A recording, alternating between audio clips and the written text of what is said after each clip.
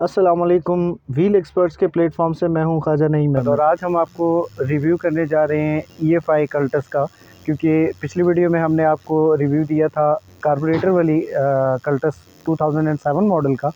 तो उसका आज हम आपको डिफरेंस बताने जा रहे हैं। इसमें डिफरेंस क्या है? वैसे फ़िज़िकली अगर हम देखें बॉडी में तो कोई डिफरेंस नहीं है, इंटीरियर में किसी किस्म का कोई डिफरेंस नहीं है, रोड ग्रिप में कोई डिफरेंस नहीं है। आपको सिर्फ़ और सिर्फ आपका जो गाड़ी के अंदर RPM है उसके कंट्रोल में एक स्लाइट सा डिफरेंस आया हुआ है। और उसके अलावा ये है कि इसकी फ्यूल एवरेज पे इफ़ेक्ट पड़ा है, यानी कि इसको EFI में कन्वर्ट करने के बाद ये देखा गया है और ये प्रैक्टिस किया गया, यानी कि ये रिज़ल्ट लिया गया कि ये गाड़ी फ्यूल एवरेज में बेहतर हुई है। और इसका जो RPM कंट्रोल है, यानी कि ग्रेजुअली कार्बोरेटर वाली गाड़ी का RPM ग्रेजुअली डाउन हो जाता है, अप हो जाता है।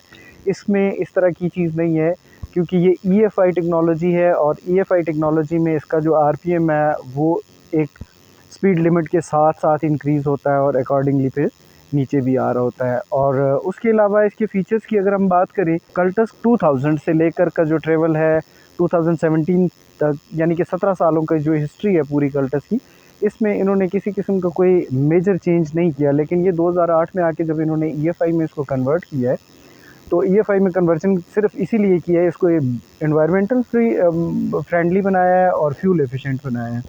तो नॉर्मल कार्बोरेटर वाली जो गाड़ी है उसकी फ्यूल एवरेज की अगर हम बात करें, मैं आपको प्रीवियस वीडियो में बता चुका हूँ, जिसका कार्बोरेटर बहुत अच्छे तरीके से सेट किया गया हो, एडजस्ट किया गया हो, उसकी फ्यूल एवरेज तकरीबन 14 से 15 होती है इन सिटी, और आउट ऑफ द सिटी आपको ये इसी तरह लॉन्ग के ऊपर 17-18 की एवरेज देती है। और EFI में आने के बाद सिर्फ 2 से 3 किलोमीटर का फ़र्क पड़ा है। गाड़ी की प्राइस में थोड़ा सा फ़र्क है, यानी कि 2 से 3 लाख रुपए का आपको प्राइस में फ़र्क नज़र आ रहा होता है। और उसके अलावा बाकी गाड़ी का ड्राइव थ्रू हम करके आपको दिखाएंगे, उसमें भी कोई इतना बड़ा मेजर चेंज नहीं है।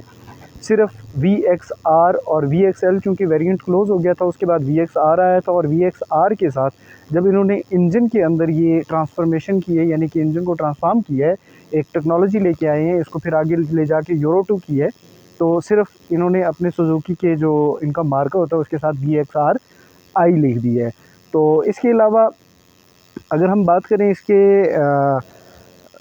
एक्सटीरियर की, यानी कि कोई अलॉय रिम किया है कहीं पे, कोई किस तरह की चीज़, कोई ऐसी मतलब ऐसी कोई बड़ी चीज़ नहीं है कि जिसको हम ये कहें कि बहुत बड़ा इन्होंने कोई चेंज लेके आए हो, कोई स्विच किया हो बहुत बड़ा।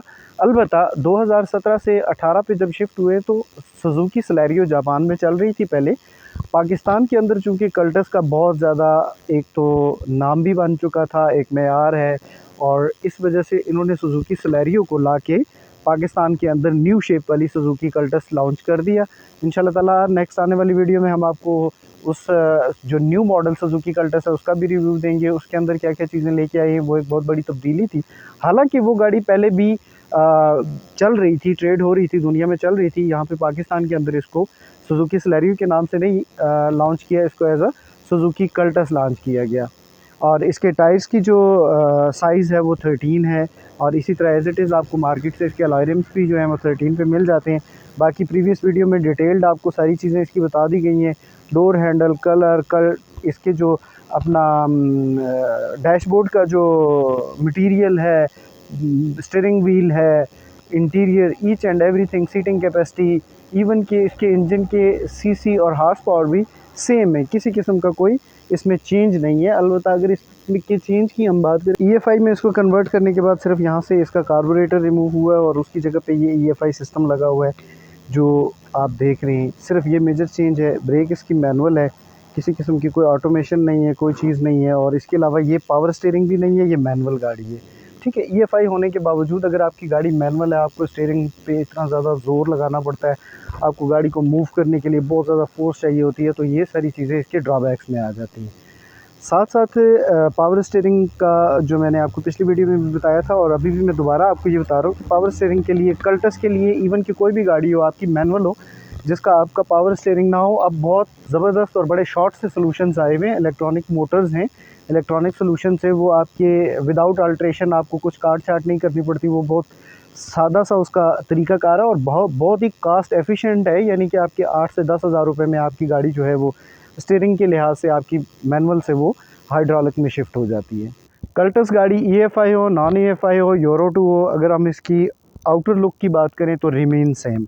बम्पर्स सेम है, आपका बॉनेट सेम है, लाइट्स सेम है, इंडिकेटर आपका डे फर्स्ट से आपकी फ्रंट लाइट से सेपरेट आ रहा है तो एज इट इज़ है। इसके फेंडर्स से एक जैसे हैं। कहीं पे भी आपको गाड़ी की आउटर लुक में किसी किस्म की कोई अगर चेंज नज़र आएगी तो वो उन्होंने मॉडिफाई किया होगा। यानी कि मैं आपको लास्ट वीडियो में भी बता चुका हूँ कि अगर आप अपने साइड मिरर्स को अपनी गाड़ी के कलर के साथ ट्यून करना चाह रहे हैं तो ये आपको मॉडिफाई करवाना पड़ेगा। सेम एज़ आप इसके बैक ट्रंक की अगर हम बात करें तो बिल्कुल सेम है। किसी किस्म की कोई ट्रांसफॉर्मेशन, कोई इसमें स्पेस को नहीं बढ़ाया गया, किसी किस्म की कोई चेंजेस नहीं है। बैक साइड के ऊपर लाइट्स को ट्रांसफॉर्म किया गया है, चेंज किया गया है, लेकिन तीनों चीज़ें सेक्शंस में लेके आई हैं। आपका इंडिकेटर है, ब्रेक लाइट है, रिवर्स लाइट है, और सिर्फ यहाँ पे जो इससे पहले के मॉडल्स थे उनमें यहाँ पे एक बिल्कुल ट्रांसपेरेंट सेम लाइट की तरह का कवर था, और अभी इसमें ये सुजुकी मार्का लगा के और इसको सेपरेट किया गया है। हालांकि अगर देखा जाए तो वो इसकी जो प्रीवियस लुक थी वो ज़्यादा अच्छी थी कंपैरेटिवली इसके। सुजुकी कल्टस EFI 2012 मॉडल का ड्राइव थ्रू हम ऑन ड्राइव है। गाड़ी का कंफर्ट, सस्पेंशन बिल्कुल सेम है जो आपकी नॉन EFI गाड़ियाँ हैं। इवन के 2000 से लेकर 2017 तक सुजुकी स्लारियो तक का जो शिफ्ट है उस शिफ्ट तक 100% सस्पेंशन सेम है। गाड़ी का कंफर्ट बिल्कुल 100% सेम है।